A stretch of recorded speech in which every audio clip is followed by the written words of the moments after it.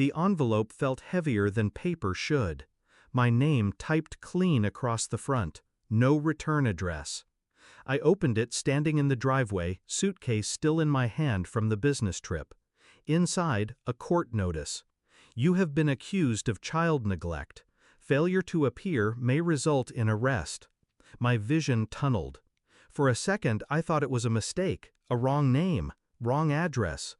But the details were mine, my son's name printed in black ink, as though the state itself had signed off on my failure.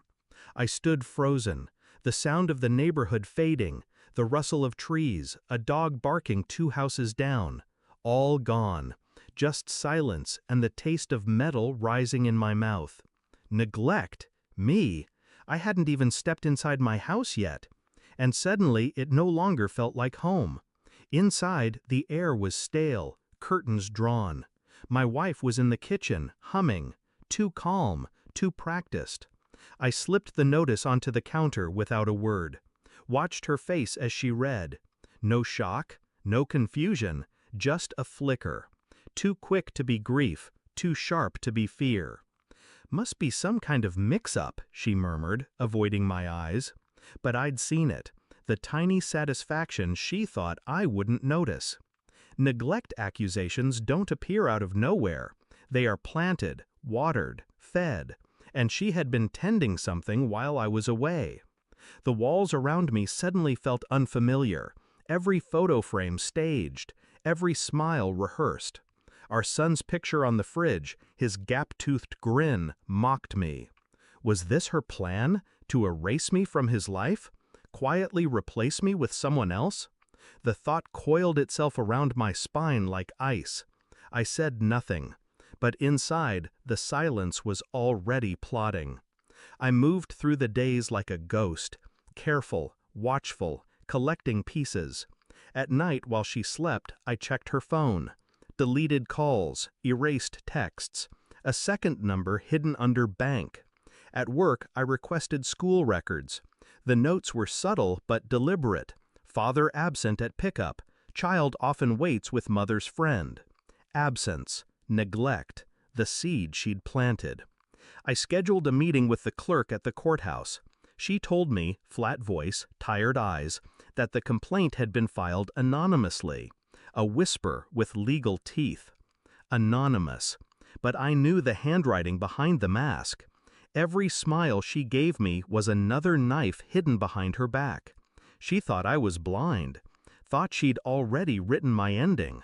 But endings are fragile, and I was patient, so I kept quiet, ate dinners, kissed my son goodnight, pretended nothing had changed. But in my chest the storm gathered, cold, electric, waiting for release.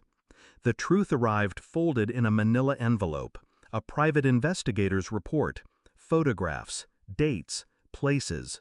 Her. With him, the friend from school pickups, the one my son mentioned in passing like it meant nothing.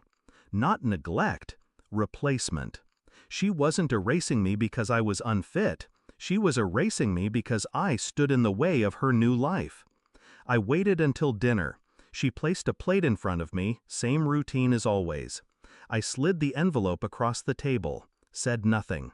She opened it, eyes scanning the photographs. Her fork slipped from her hand. She started, voice cracking, but I didn't need her words. The silence between us screamed louder. Her face crumbled. Panic, guilt, fear. Mine didn't move, because I already knew. I leaned forward, voice even.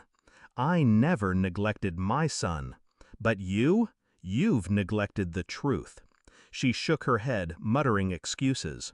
But excuses are smoke. They vanish in air too thin to hold them. I pulled a second envelope from my jacket. Court response. My evidence. Her betrayal printed in ink. Her complaint dead before it could breathe. Her lips parted, searching for air. You set me up? No. My voice was ice. You set yourself up. I just watched.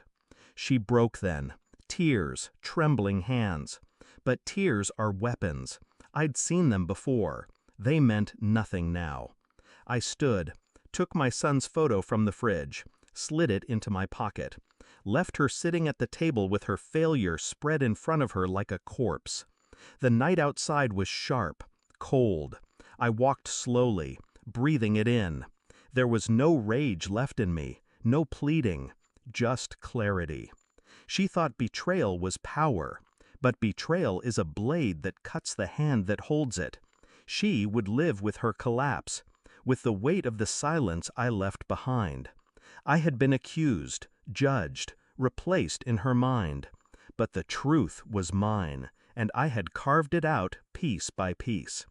I looked at the photo in my hand, my son's grin frozen in time. He would never know the war fought in shadows for his name. He would only know that I never left. I slipped the picture back into my pocket, turned the key in my car, and drove away without looking back.